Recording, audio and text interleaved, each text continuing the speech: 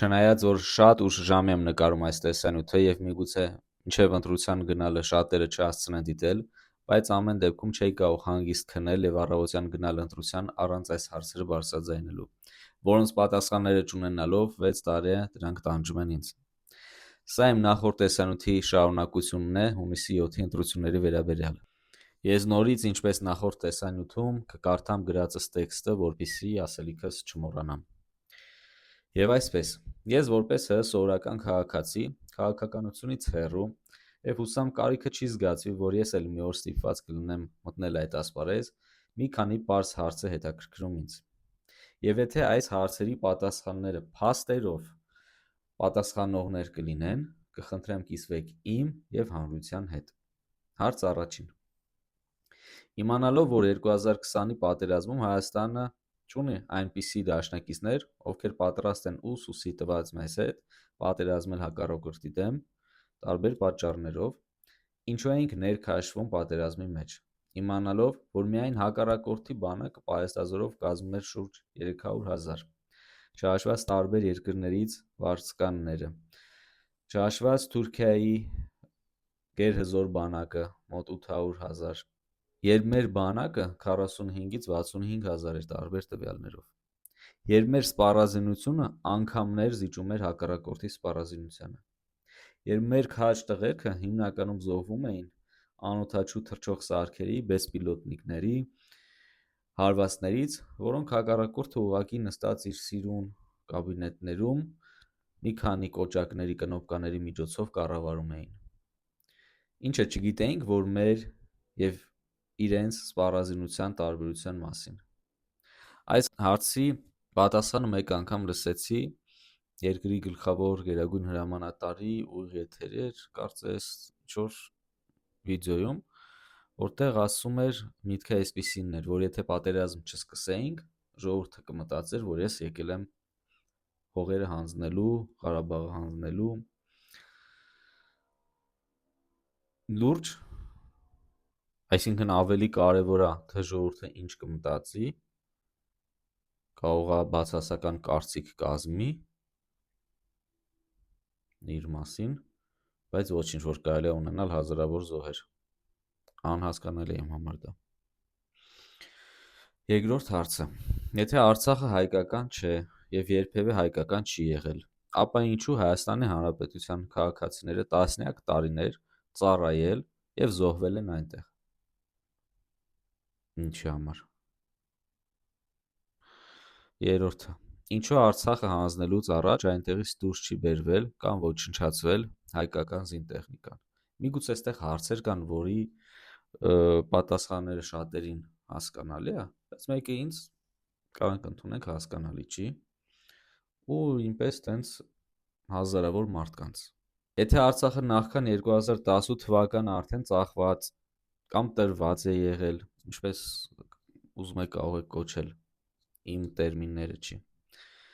ապա որտեղ են այդ մասին վկայող համապատասխան փաստաթղթերն ու ապացույցները։ Ինչու չի հրապարակում ԵՏՔ-ն այդպիսի տվյալներ։ Եթե նման փաստեր իսկապես գոյություն ունեն, ապա ինչու չեն իրականացվել համապատասխան քրեական հետաքննություններ, ձերբակալություններ, վերջիվերջո գտնվել այդ ազգի դավաճանները փաստերով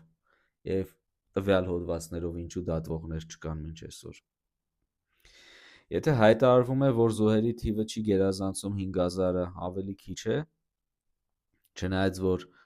ավելի քիչն է, ինչը որ հայտարարվում է, կարծես 4,300-ի կարգի է, էլի քիչ չի, մեկ մարդն էլ քիչ չի, որտեղ են այդ հաստատող փաստաթղթերը, պաշտոնական, ցուցակը, զոհվածների, անհետ կորածների, միգուցե կա, ես տեղը չգիտեմ, կուզեմ իմանամ այդ հարցի պատասխանը, նաև որպեսզի իմանանք հստակ այսքան մարդ է զոհվել։ Եթե վերցվել է 7,6 միլիարդ կարծես դոլար,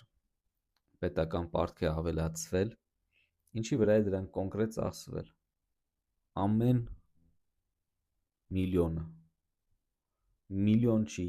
10 միլիոն չի, 100 միլիոն չի, 7,6 միլիարդ դոլար, միգուցե կարող է շատ կամ մի քիչ ավելի քիչ, Ինչի վրա է ծախսվի։ Ինչու հանրությանը այդ թվերը չի փոխանցվում, ցուցադրվում։ Ինչի հաշվին է մարվելու այդ պարտքը տարբեր հարկեր բարձրացնելու միջոցով, քանի տարի ինչ տոկոսներով են հարկերը ամեն ինչի բարձրանալու, որպեսզի հնարավոր լինի այդ պարտքը մարել։ Վերջին 8 տարիների ընթացքում տրված խոստումներից եւ նախընտրական ծրագրերից քանի տոկոսն է իրականացվել եւ կոնկրետ ինչ է արվել։ Քանի որ հիմա եւս կա նախընտրական ծրագրեր, իսկ ինչով վստահ լինենք, որ ինչ որ տոկոս է այդ ծրագրերի իրականացվելու է։ Մինչև այսօր ինչ է արվել խոստվածից։ Խոստվածից բացի փաստացի նախընտրական ծրագրի մեջ գրված դրույթներից։ Ինչով պետք է քաղաքացին վստահ լինի, որ վաղը Հայաստանի Հանրապետության տարածքները եւս չեն հանձնվի այն հիմնավորմամբ, թե դրանք հայկական չեն եղել կամ այլ պատճառաբանությամբ։ 11-րդ հարց։ Կառավարությունը շարունակելու է լռել Արցախում հայկական եկեղեցիների քանդման, հայկական գերեզմանների պղծման վերաբերյալ, վախենալով ինչ որ բաներից, պատերազմից կամ այլ ինչ որ բաներից, դրա համար հստակ մենակ հարցը պատերազմի չի, միգուցե այլ բաներից կարելի է եւ պետք է վախենալ կամ վախեցողներ կան։ Հաջորդ հարցը. ինչպես ժողովուրդը համոզված լինի, որ 300,000 կամ ավել ադրբեջանցիներ չեն գալու Հայաստան եւ բնակվելու այստեղ։ Եվ դա եւս չի լինելու պատերազմի վախի ազդեցության տակ։ Այ եթե չթողեք, որ մեր ադրբեջանցիները, ինչպես կասի Ալիևը, գան Հայաստան, ինչպես կոչվում են Արևմտյան Ադրբեջան, թե ինչ, հա։ Եթե չթողեք, ապա պատերազմ կսկսվի։ Այսինքն մենք անընդհատ պատերազմ սկսելու վախով պետք է ապրենք։ 13-րդ հարց. ինչով է պայմանավորված մեր երկրում թմրյա նյութերի շրջանառության եւ օգտագործման նման աճը։ Երմթնշաղին գրեթե ցանկացած մութ բակում կամ թմրյա նյութ են տեղադրում կամ փնտրում։ Ինչու է բարվոք վիճակում գտնվող տարբեր փողոցների ասֆալտը քերվում ու նորից ասֆալտապատվում այն ժամանակ,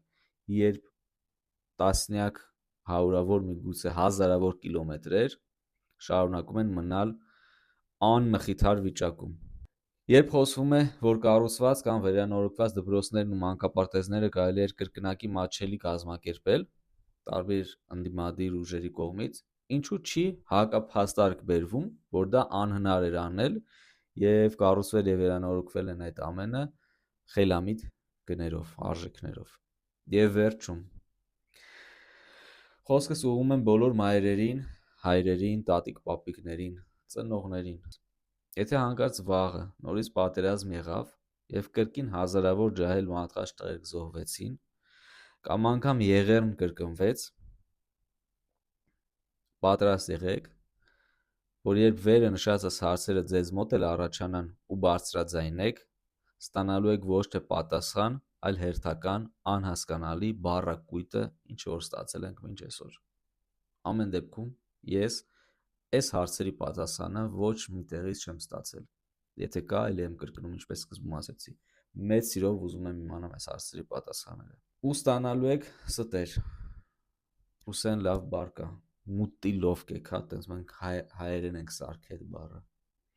Իսկ գիտեք ինչու են խաբելու մեզ, ինչու են խաբում ձեզ տարբեր հարցերում, քանի որ ամեն օր տարբեր հարցերի շուրջ դուք ինքներդ խաբում եք ձեզ, դուք ինքներդ ձեզ խաբում եք անընդհատ, դրանով թողում եք, որպեսզի ձեզ էլ այլ մարդիկ խաբեն։ Ինչ հիմա մենք տեսնում ենք եւ կա մեր ներկայիս իրականությունում, դա մեր հայելին է եւ դա մենք ենք ստեղծել։ Այս իրականությունը մեր ազգի կոլեկտիվ անգիտակցականն է ստեղծել այս իրականությունը։ Եվ ինչպես ստեղծել ենք, այն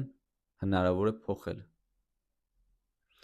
Ուսան, որ ինչ որ քանակի մարդկանց այս տեսանյութը կսթափեցնի, կարթնացնի եւ վաղվա ձեր ընտրությունից, այսինքն արդեն այսօրվա ամսի 7-ին են տեղադրում գիշերը, այդ ընտրությունից հետո տարիներով գլխներիդ չեք տալու, ինչպես անում են այսօր տասնյակ հազարավոր մեր հայրենակիցներ։ Բոլորիս մաղթում եմ, ցանկանում եմ խոհեմություն,